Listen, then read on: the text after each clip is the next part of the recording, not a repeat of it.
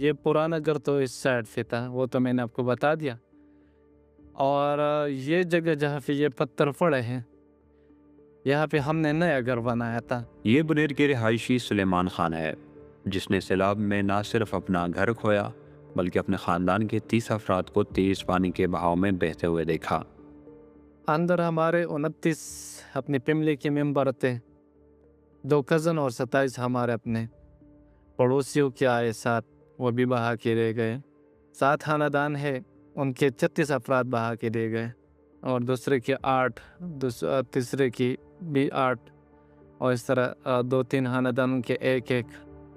حالیہ بارشوں نے جہاں ملک بھر میں 1000 سے زائد جانیں لی اور لاکھوں افراد کو بے گھر کیا، وہیں بنیر میں تباہی کی شدت سب سے زیادہ تھی۔ صرف بنیر میں 236 سے زائد افراد لقمہ اجل بن گئے اور کئی دیہات چند لمحوں میں صفحہ ہستی سے مٹ گئے۔ سب سے زیادہ نقصان گدیزئی تحصیل میں ہوا۔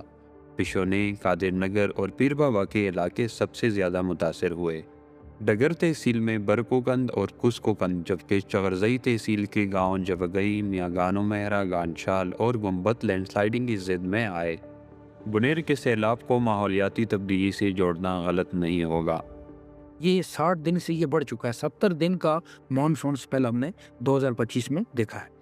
تو ایک تو یہ ٹمپریچر رائز کی وجہ سے، پھر یہ ہے کہ جب ٹمپریچر بڑھا ہے تو یہ ابرپٹ اور انفورسین بارشیں ہوئی ہیں، جس میں یہ آپ کے کلاؤڈ برسٹ کے ایونٹ ہوئے ہیں۔ لیکن یہ قدرتی عوامل واحد وجہ نہیں۔ جنگلات کی کٹائی اور بے ہنگم تعمیرات نے اس قدرتی خطرے کو انسانی تباہی میں بدل دیا۔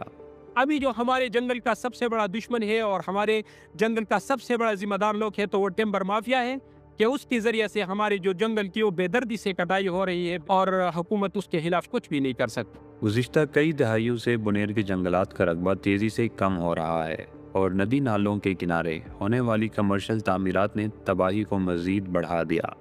اگر جنگل نہیں ہوگا اور یہ جو تجاویزات ہیں، جو اصل فاصلہ سرکاری طور پر میرے خیال میں ایگریکلچر والوں کے پاس، اگر وہ ہم نے نہیں چھوڑا پانی کے لیے، اخراج کے لیے، تو اس سے مزید تباہی آ سکتی ہے۔ سردیاں آ گئی ہیں، لیکن بنیر کے 80% لوگ ابھی تک خیموں میں پناہ لیے ہوئے ہیں۔ انتظامیہ کے لیے ان کی بحالی ایک سنگین مسئلہ ہے۔ اس کے ساتھ ساتھ یہ بھی مسئلہ ہے کہ کیا ہونے والی تعمیر نو ماحول کے مطابق ہوگی، ورنہ ماحولیاتی تبدیلی جو اب ایک حقیقت بن چکی ہے، وہ ہر سال ایک نیا المیہ لاتی رہے گی۔